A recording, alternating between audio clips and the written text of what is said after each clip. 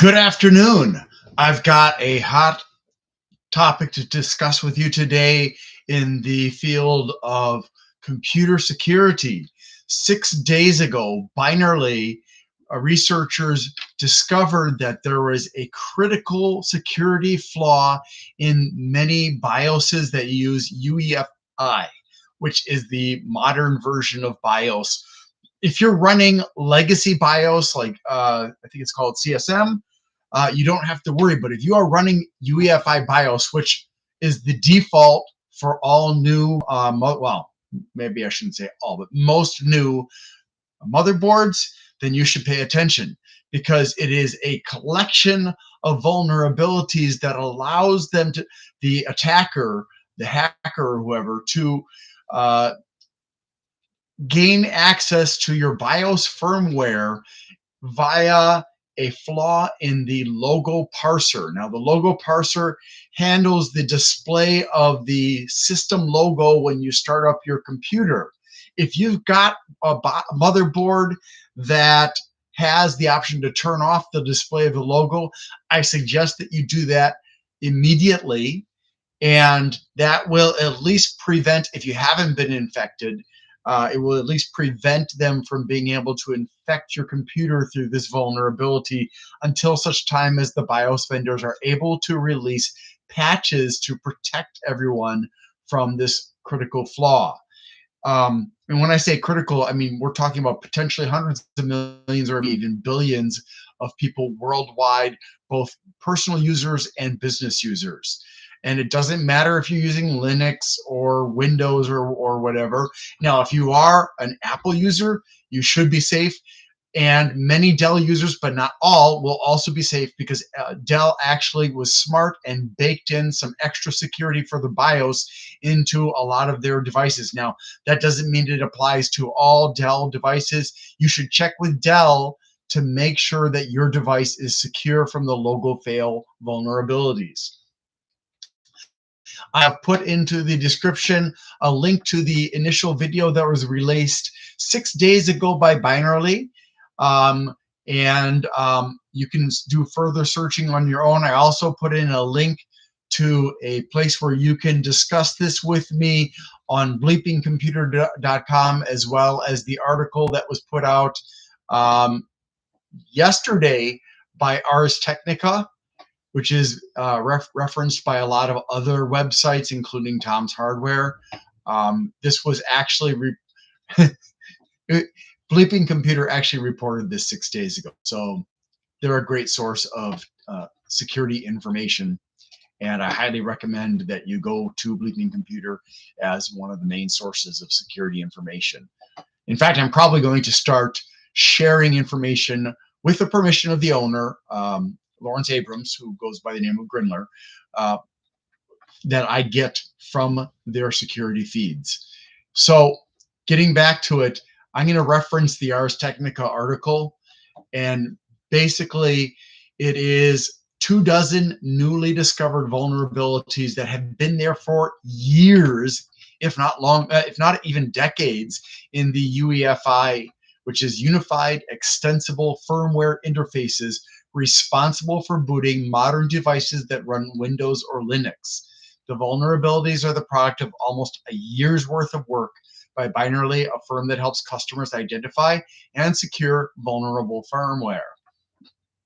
So I'm not going to go into all of the details, but it comprises nearly the entirety of the x64 and ARM CPU ecosystem, starting with UEFI suppliers AMI, Inside, and Phoenix, which is they're sometimes still called IBVs, or independent BIOS vendors, as well as device manufacturers such as Lenovo, Dell, HP, independent manufacturers. It doesn't really matter if you've got UEFI BIOS, you probably are vulnerable. So again, you can disable this problem either by switching to the legacy version, which on some platforms will require that you have a graphics card installed, or by simply turning off the display of the logo when you start up your computer, and you have to do that in your BIOS if your BIOS even allows for it.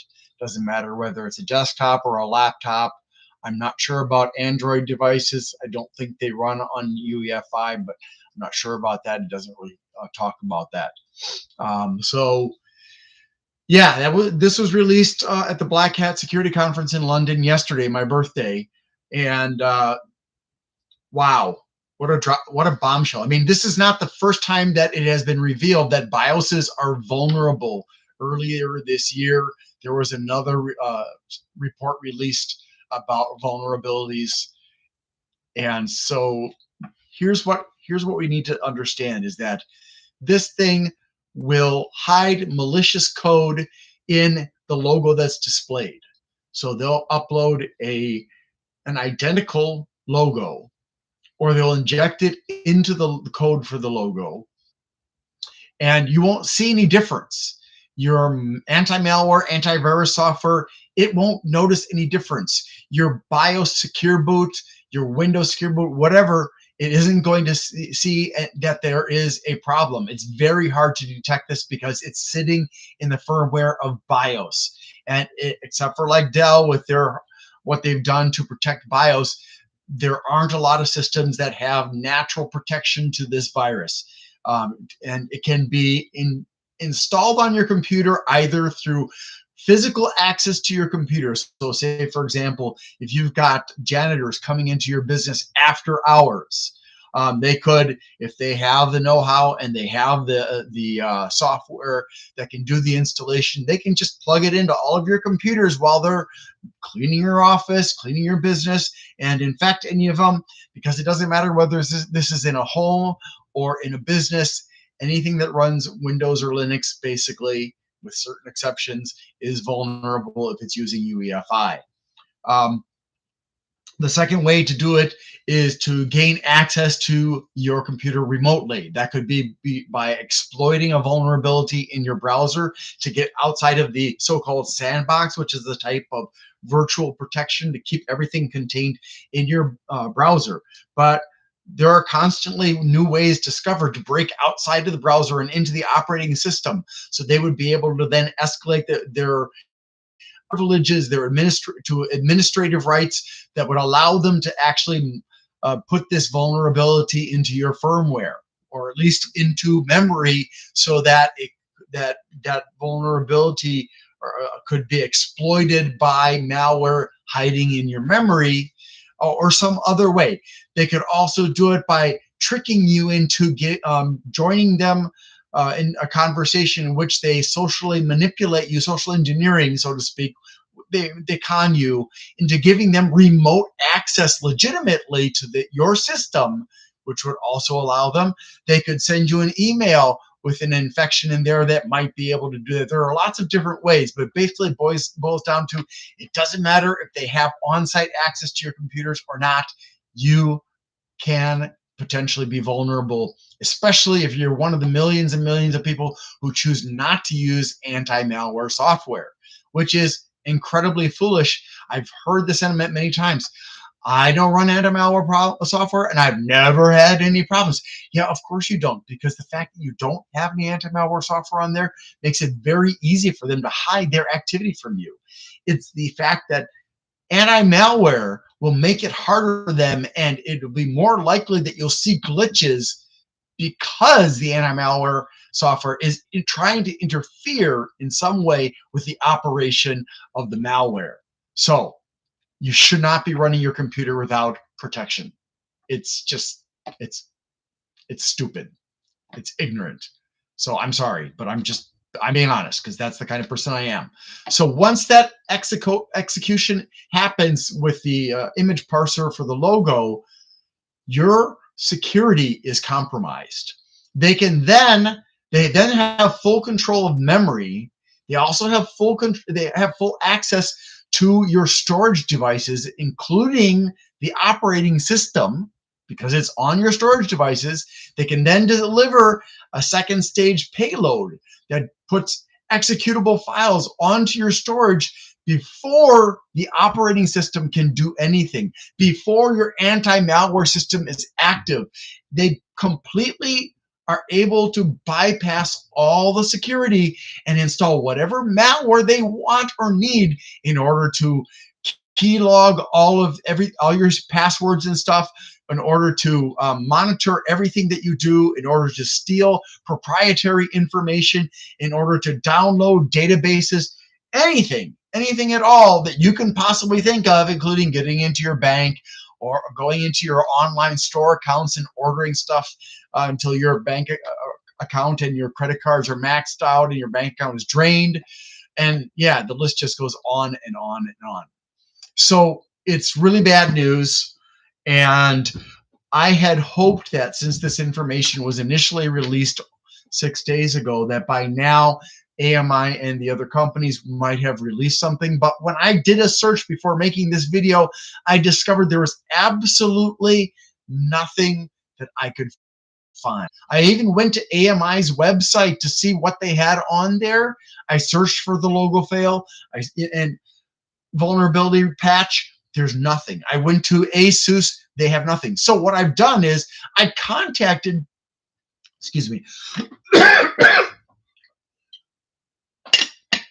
I contacted ASUS technical support before starting this video, and I asked them, where is the security patch for LogoFAIL vulnerabilities? Because it's not on your website. It's not on AI's website. And they said, well, we don't have any information on that. I said, okay, escalate this. And so they got a second level supervisor on the phone. I explained to that guy, there are nice people out in the Philippines, about this problem and how it needs to be addressed immediately, because, I mean, it's not going to look good if ASUS doesn't stay on top of this, especially after the embarrassments they've already had this year. And we're not just talking about ASUS, though. I mean, we're talking about every motherboard manufacturer that uses UEFI in the BIOS, okay? And there are a lot of companies that have that, a lot. I mean, I can't even name all the companies that produce motherboards. So they said they're going to escalate this to the technical support team, and I should get an answer from them within 1 to 2 business days. And I confirmed with them, does that include Saturday? And they said, yes, that includes Saturday. So as soon as I get an update from ASUS, because I cannot reach out to AMI, they do not allow end users like us to contact them, then I will go ahead and release further news on this. And hopefully it'll be good news. Hopefully it'll be news that, yes, AMI has released a patch already, and so you can download it now for whatever motherboard you've got, and have a wonderful day. And I'll be like, yes, ASUS, you got one. If not, well, it's time to put pressure on ASUS, isn't it? So hoping for the best, but preparing for the worst. I hope, again, everybody will turn off logo displays on your computers, which I'm going to do as soon as I get done with this video, and or drop down to the older legacy BIOS system that was used before UEFI, if it's even available on your computer with what you've got in your computer right now. I know I can do it on my computer because I do have a graphics card. I don't know if a graphics card is something that's required for every motherboard that's got the option to go back to the legacy system or not. I would hope that it's not that complicated for everybody else. And gosh, I really wish that I had wonderful news for you. I really wish that there was something that I could say other than this solution that I've given you. But I suggest that you stay on top of the news. Check bleepingcomputer.com. You join my discussion, and hopefully I'll see you there, and we can just. And if you have any questions, I'll try to answer the questions. I am not a cybersecurity expert. I have been learning about cybersecurity off and on for years now. I taught myself malware removal techniques back in 2009, 2010, 2008, and I was doing that for a couple of schools that I worked for in Indonesia.